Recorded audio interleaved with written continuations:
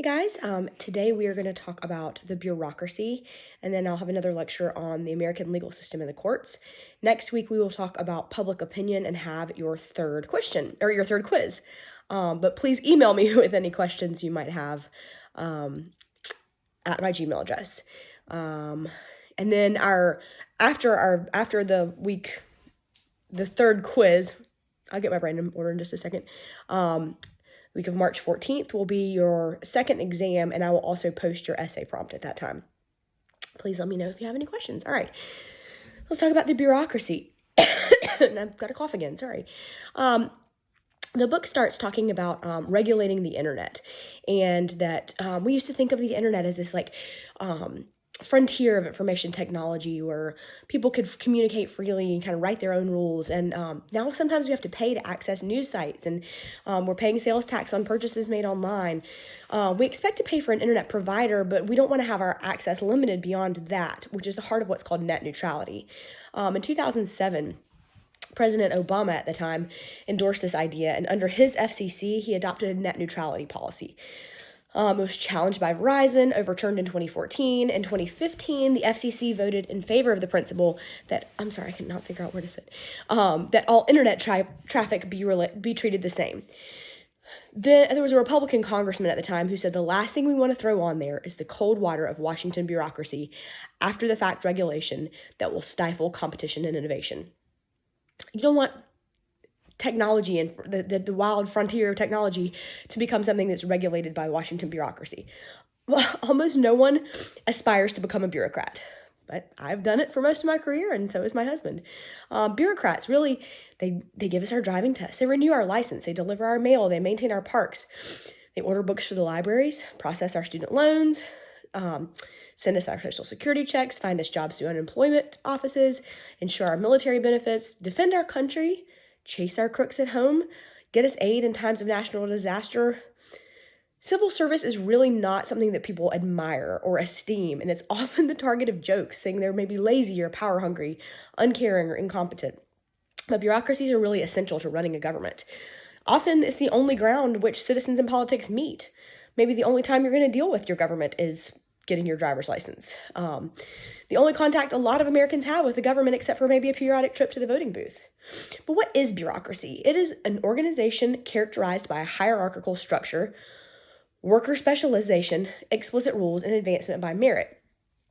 There's a German sociologist, Max Weber. He had a model of bureaucracy where you had this hierarchy. You had a clear chain of command that existed where all employees know who their bosses are and who they're responsible for. There was a specialization, the effectiveness of the bureaucracy accomplished by having tasks divided and handled by an expert and experienced full-time professional staff. They had explicit rules. Bureaucratic jobs were to be governed by rules rather than by bureaucrats' own feelings or judgments about how the job should be done. And so bureaucrats were really limited in the discretion they have. And one person is in a given job is expected to make and do pretty much the same decision and job as another, which leads to standardization and predictability. And then merit. Hiring and promotions are often based on examinations, but also on experience or other objective criteria, which politics in the form of political loyalty, party affiliation, or maybe dating the boss's son or daughter is not supposed to play a part. Political scientist Herbert Kaufman says the closer a government comes to making their bureaucracy look more like the Weber model, the closer they are to achieving what's called neural competence, which is the principle that a bureaucracy should be depoliticized and more professional. Having politics out of an administration, having what work done expertly rather than professional by personal preference or party loyalty, not having it be like a political arm of the president or of Congress, but rather neutral, administering of the laws in a fair and even-handed, efficient way. Why do we need a bureaucracy? There are large tasks that need to be done. They require organization and specialization. We can't put a man on the moon alone. A lot of bureaucracies are public, like our government, but the private sector has the same need and same demand. A large hospital or university, there's this need for a structure of a hierarchical expert decision-making. If we value democracy and the corresponding idea that public officials should be accountable and responsible to the people, how can we also value bureaucracy in which decisions are often made behind closed doors by unelected experts who, because of civil service protections, are often difficult to hold accountable? We need to consider that democracy isn't always the best way to make every kind of decision. Decisions would be made slowly, and though the decisions maybe would be popular, they wouldn't necessarily be made by people who know what they're doing. Like, for instance, you need heart surgery. You're not going to poll the American people or even the hospital employees if you need it. You just want an expert to make the right decision, not the popular decision, and you want them to make it quickly. But democracy couldn't have designed the rocket ships that formed our space program or decided the temperature that beef should be cooked at in restaurants to prevent food poisoning. But we needed it. We need accountability, the principle that bureaucratic employees should be answerable for their performance to their supervisors all the way up their chain of command. Who's responsible for seeing that things get done, and to whom does that person answer? Lines of accountability are less clear in a public bureaucracy. The Constitution doesn't provide for specific rules for the operation of a bureaucracy. Congress has really filled in a piecemeal framework that usually ends up promoting the goals of the member of Congress. To solve the problem of the accountability within a bureaucracy and to prevent the abuse of public power at all levels, we need to resort to rules. If the rules aren't clearly organized and well publicized, it's easier to tell if a job's being done and if it's being done fairly. Fairness shouldn't play favorites. There should be no special favors or preferential treatment. We shouldn't run an organization at the expense of the public good. Don't take advantage of power. If everybody follows his or her job description, the supervisor can know within some limits what's likely to happen. If an important job is left undone, it's possible to know who didn't do his job. But bureaucratic jobs can become too rule-bound. Deviations from the rules become unacceptable, and individuality and creativity are stifled. Workers are rewarded for following the rules and not for fulfilling the goals of an organization. Compliance with the rules has to be monitored. And the best way we have developed it to guarantee compliance is to generate a paper or electronic record of what needs to be done. Everything needs to be standardized, hence the endless forms for which bureaucracies are so famously known. We call these bureaucratic hurdles red tape. These are the complex procedures and regulations surrounding bureaucratic activity. They are named for the binding that 17th century English officials used to bind legal documents. There's a trade-off for bureaucratic life. If we want strict fairness and accountability, we need to tie the bureaucrat to a tight set of rules. If we allow discretion to reach goals, we may gain efficiency, but we may lose accountability. There are a lot of people who work for the federal government. So we opt for this accountability, though we're always upset at the inconvenience of the rules. At what point does bureaucratic decision-making, though, become a threat to democracy? In 2014, there were about 4 million people who worked for the federal government, including the Postal Service and the military. Only about 63,000 of them work in the legislative branch or in the judiciary. The rest are in the executive branch, which is the home of the federal bureaucracy. In the 19th century, there was something called the spoils system. It was the practice of firing a government worker of a defeated party and replacing him with the loyalists of the victorious party. Often said to have begun with Andrew Jackson, to the victor belong the spoils of the enemy. Then there was something called patronage, which is a system in which successful candidates reward friends, contributors, and party loyalists for their support with jobs, contracts, and favors. They allow an elected official to use their jobs to pay off political debts and to gain cooperation from the officials who were hired this way, so this strengthened his base of power. When you fill a bureaucracy with what's called a political appointee, it almost guarantees incompetence, because those who are getting the jobs for political reasons are more likely to be politically motivated, but then genuinely skilled in a specific area. Experts become discouraged because advancement is based on political favoritism rather than how well the job is done. America really got disgusted with this corruption and inefficiency, and so Congress started to institute some reforms. There was civil service reform. Civil service, I've said a few times, this is like a non-military employee of the government who were appointed through the merit system. In 1883, the Pendleton Act was civil service reform that required the hiring and promoting of civil servants to be based on merit and not patronage. The Hatch Act, 1939 law that limited the political involvement of civil servants to protect them from political pressure and to keep politics out of the bureaucracy. something that a lot of civil servants have to deal with. My husband worked for the administration and was very subject to the Hatch Act. You can't run for federal office. You can't head up an election campaign. You can't make a public speech on behalf of a candidate. You can make contributions, attend rallies, and work on get out the vote drives, but you can't focus on one candidate or party while you are a government employee, which seeks to neutralize the effects of the bureaucracy. But in doing so, it also denies federal employees a lot of activities that are open to other citizens. Excuse me. Most of the parts of the federal bureaucracy are developed independently of others in piecemeal and political fashion rather than in a coherent form. Some are fundamental, like foreign relations, money, and defense, and others have evolved. Federal agencies fall into three categories. First is those designed to serve an essential government function. The second is those crafted to meet the changing needs and problems of our country. And third is those intended to solve a particular clientele group. So the essential government functions. This is going to be like your Department of State, War, and Treasury. These were the first cabinet offices because they're so fundamental to a smooth functioning of government. Imagine the effort to manage a debt that increases by about $2 billion a day. This is the Department of Treasury.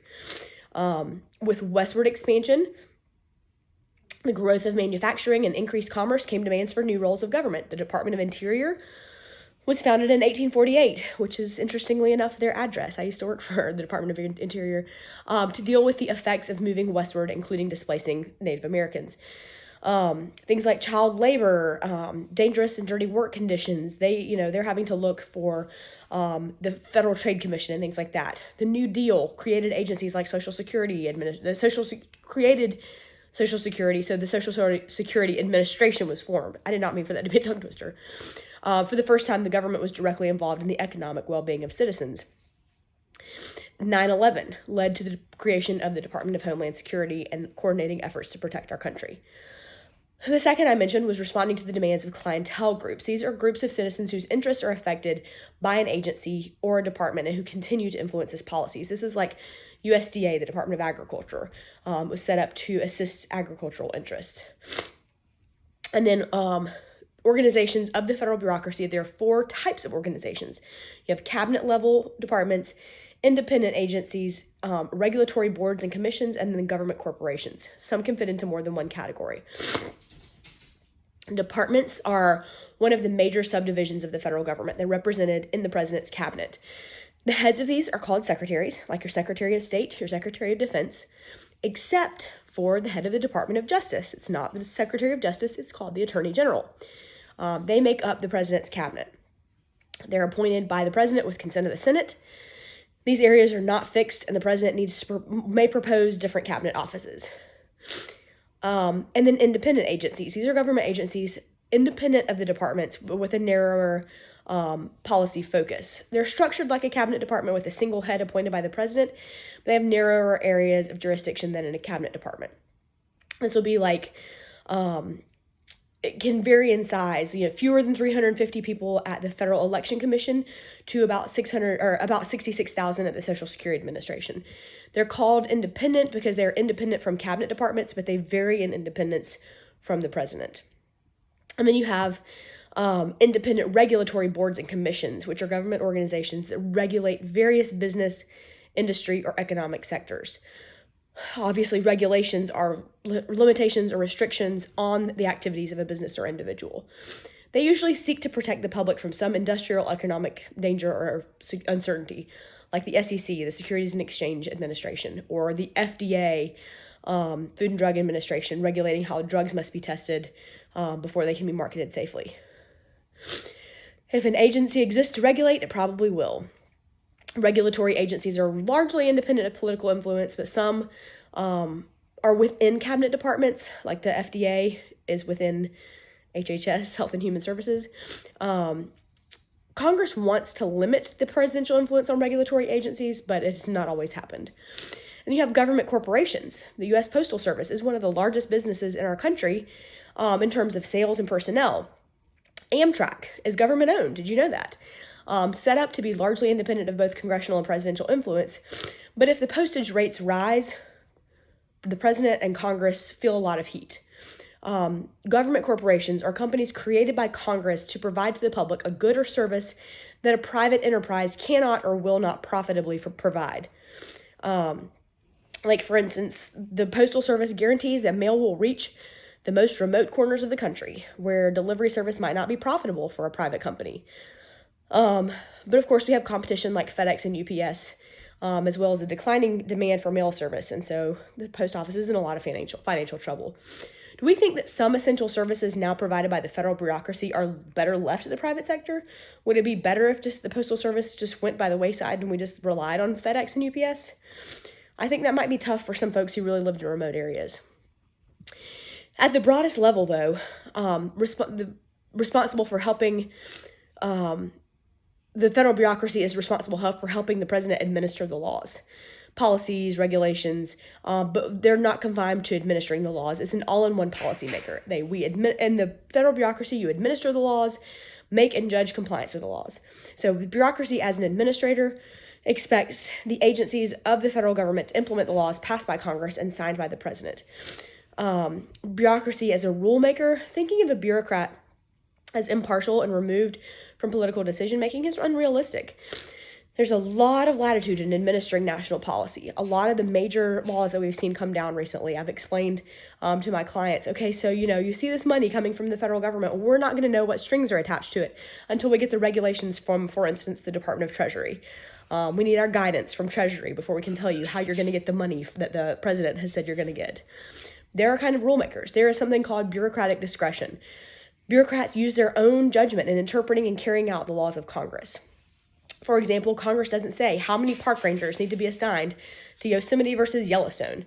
The Park Service has to interpret the broad intent of the law and make decisions on this and other specifics. The appropriate bureaucracy will fill in the details. There's something called the Federal Register, which is a publication that contains all federal regulations and notifications of regulatory agency hearings. So before a new regulation becomes law, it has to be published there. And then bureaucracy as judge. Bureaucrats interpret the law in specific cases for potential violations and decide appropriate penalties where violations are found. This is what courts do, but there's a great deal of adjudication carried out by the bureaucracy. Regulatory agencies not only make the rules, but they're also responsible for seeing that individuals comply with the regulations. For instance, there is a tax court under the IRS that handles violation of the tax code. So some of the politics inside bureaucracy. Politicians and bureaucrats are weary of the effects of politics on decision making. Fairness and efficiency can only be achieved if the struggle over competing interests. Hold on, let me rephrase that. Can fairness and efficiency only be achieved if the struggle over competing interests be set aside through an emphasis on strict rules and hierarchical organizations? No, politics is always with us as a human activity. We cannot go by the Weber model because we're still political people. Politics within bureaucracies is a subset of politics generally. There's something called bureaucratic culture. These are the accepted values and procedures of an organization. Any job, when you start, you may not have known the accepted standards of behavior. But over time, you figure out who has power, what your role is, what rules can be bent, what needs to be followed strictly, what the goals and rules of the enterprise are. You understand the accepted power narrative of your workplace, and you come to share some of the values with your colleagues, at least with respect to your work, and this adds up to what's called the culture of the workplace. There are 4 elements of bureaucratic culture that define what's what's at stake within a bureaucracy and what bureaucrats need to do to ensure that they're winners and not losers in a bureaucratic world. Policy commitment, adoption of bureaucratic behavior, specialization and expertise, and identification with and protection of the agency. So policy commitment. Good bureaucrats develop a commitment to the policy issues their agency is tasked with. If you work for USDA, you're going to eventually come to believe that agricultural issues are some of the most important more important issues facing the country, even if you never thought about farming before you took the job. Not only because your job depends on it, but because everybody around you thinks this and believes it as well.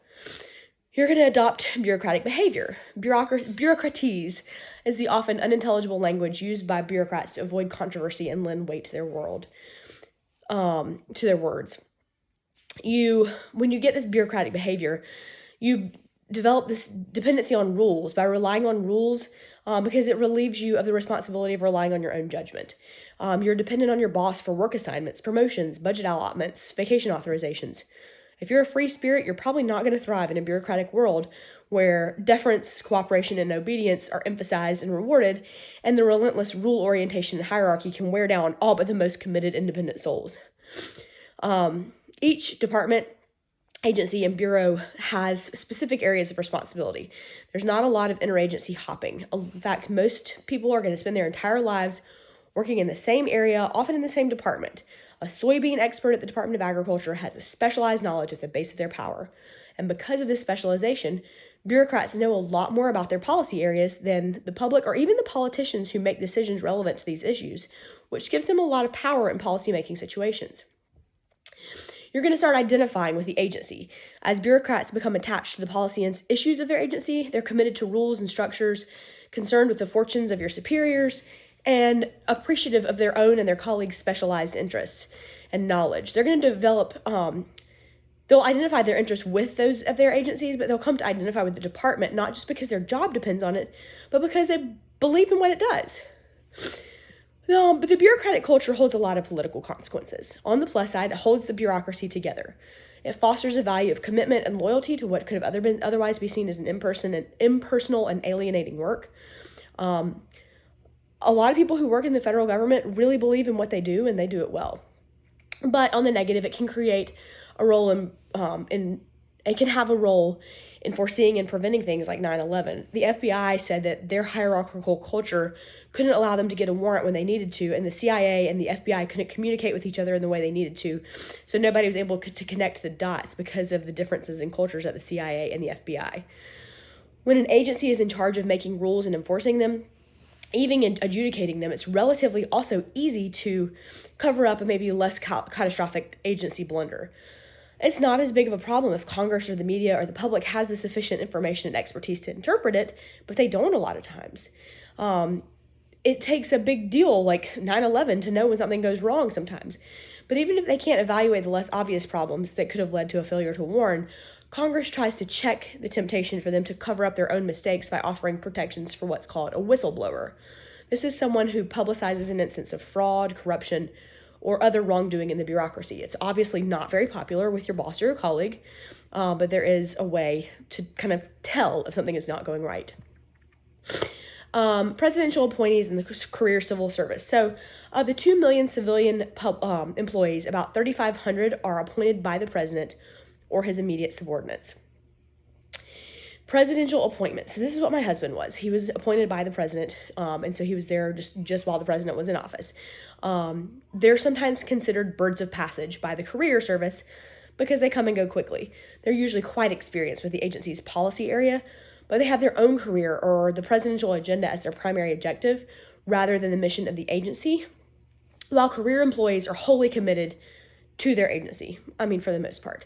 There are a lot of clashes, frequent clashes, but it can really be intensified when a new president has a different ideology than some of the career bureaucrats who are there. The president seeks to put his own people in higher ranks in agencies that don't agree with their policy preferences. Okay, so think about this for a minute. You're in charge of running an agency. Do you want everybody working there to be somebody who's worked there for their entire career? On one hand, you get this great specialized knowledge, institutional knowledge of somebody who's been there for forever. But at the same time, you want somebody who's going to come in and support your agenda as you are the president, and you want somebody who's supporting you. So that's why you have a mix of both career employees and presidential employees. Politicals do have shorter time frames. They have careers average about 17 years. A lot of times are there for their career. But politicals do have the advantage of higher positions in the authority. So obviously if a president's bringing folks in, he wants them to be at the top of an agency. But careers have time on their side. So maybe they'll stall out projects that they don't like. Sometimes presidents are just not fans of this at all. Sometimes it's better for a president to completely start a new agency than to get an old one to adapt to new tasks. But when you think about the power structure and struggles between a political appointee and a career bureaucrat, and if this is the best way to approach bureaucracy, you think about it and you're going to need decision makers who are the political people. Without this political leadership, you don't have a conduit to more elected leadership. It's not, the career employees are not typically politically savvy and they can't provide as much as a decision maker. It also allows an agency to bring in people with ideas from outside of the government. So you have a career bureaucrat who's been there forever who maybe has kind of gotten stale in their ideas. With some of these presidential appointees, you can bring in people from in the industry, from academia, from advocacy that have a different perspective. You can bring in people from across the country rather than just people from the DC area. Bureaucracy is often called the fourth branch, but it technically falls in the executive branch. It still wields a lot of power. It can be checked by other agencies, by the executive, by the Congress, by the courts, or even by the public, but it's not wholly under the authority of any of those. Agencies are committed to their own policy areas, but they're all competing for a limited amount of federal resources. And so they have to kind of stick together to get resources for their budgets. They need to survive by building groups of supporters. Members of Congress are obviously sensitive to voters' wishes, so agencies need to win support of interest groups in the general public. Congress is not going to cut an agency's budget if it's going to anger a lot of people. Agency capture is the process by which regulatory agencies come to be protective of and influenced by industries they were established to regulate. Agencies want to survive, and one way to survive is to offer a service that no other agency survives. If they overlap too much, they might be seen as duplicative, and so one may be seen as unnecessary and invite a congressional cut. One of the jobs of the president is to be the chief administrator. So most agencies have a clear chain of command of who's boss, but the boss doesn't always get his way. In fact, JFK famously said that dealing with the bureaucracy is like trying to nail jelly to the wall. The president usually has a specific agenda he's elected to accomplish, and they constantly complain that their own departments and agencies are uncooperative, and unresponsive. The president can use an executive order or other administrative suggestions, or like in the case of Obama, if something's impossible, the president can implement an existing law to achieve preferred policy. This is always subject to a Supreme Court challenge, especially if Congress is hostile. The president appoints heads of agencies and undersecretaries who are responsible for running the agency. And this is a very significant power, but it's often watered down by the political realities of the appointment and the policy-making process. These appointees have to be approved by the Senate, which starts at the beginning of administration. Then the president has a key role in the budget process. About 15 months before a budget goes to Congress, the agents send their preferred budgets to the Office of Management and Budget, which can raise or lower a department budget. A presidential budget is a good statement of his overall program for the national government, what his priorities are going to be, and what his initiatives are going to be, and what his cutbacks are going to be. The president can try to reorganize the bureaucracy. And they're really limited in their efforts here, though, because they do need congressional approval to do that. The office of the president does impress a lot of folks, though, so their power of persuasion and the sheer weight of the office can often produce results. Few bureaucrats can stand face-to-face with the president and ignore a legal order, but the president has a limited time in office and a lot of political pressure, so they really prioritize carefully. The bureaucracy in Congress have a relationship, but it's not a really clear-cut relationship. There are certain members of Congress that have more control over bureaucracies than the executive branch. This is because of the informal policy-making relationships that have grown over time and are now but institutionalized. Iron triangles. This is the phenomenon of a clientele group, congressional committee, and bureaucratic agency cooperating to make mutually beneficial policy. Policy is made for the benefit of the shared group, not for the public good. There's now saying it's more than a triangle, it's more of an issue network, which is a complex system of relationships among groups that influence policy, including elected leaders, interest groups, specialists, consultants, and research institutes. Congress passes the laws that create the agencies, and they assign them their responsibilities, and they can and frequently do change the laws under which agencies operate. So Congress has the formal power to control a bureaucracy. And then you have congressional oversight, which is the efforts by Congress, especially through committees, to monitor agency rulemaking and implementation of congressional policies. Agencies can be sued by individuals and businesses by not following the law. For instance, if a citizen disagrees with an agency ruling on welfare or eligibility, he can take the case to the court. There are a lot of examples here. The Supreme Court has a limited time, though, and sometimes cases can drag on for years. Then the citizens in the bureaucracy. Bureaucracy is a very powerful arm of the government, which is somewhat answerable to the president, more responsive to Congress, with a lot of considerable discretion to do what it wants, often in response to the special interests of clientele groups or regulated industries. If anyone's forgotten here, it's the American people, average citizens who aren't well organized and may not even know they're affected by an issue until it's already law. What is public interest? Is it the majority preference? What happens to the minority? Some interests will be advantaged by the notion of the public good, no matter how benign.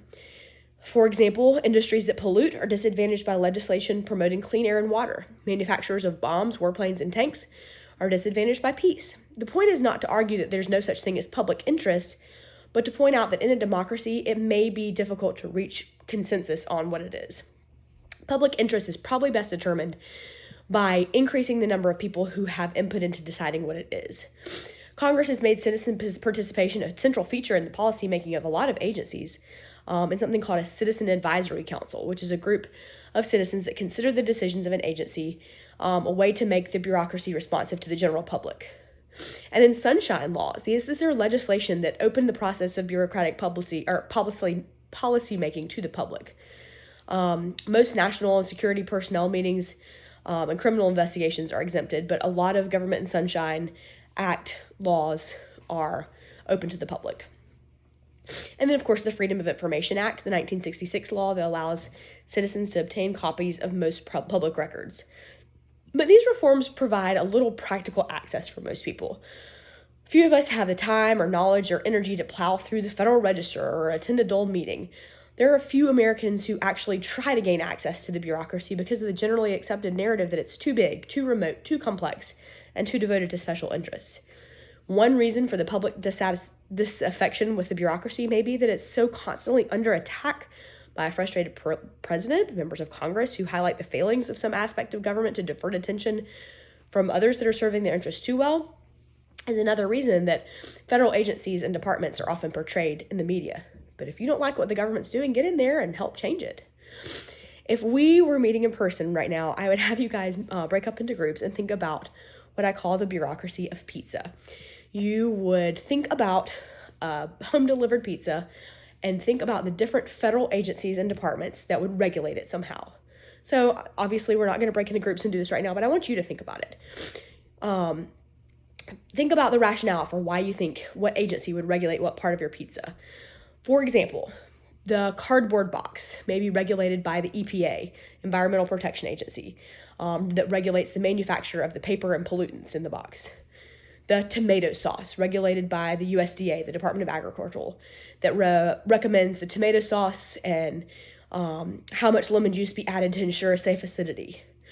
The cheese is regulated by the FDA, that regulates the moisture content, fat content, and type of milk used in cheeses.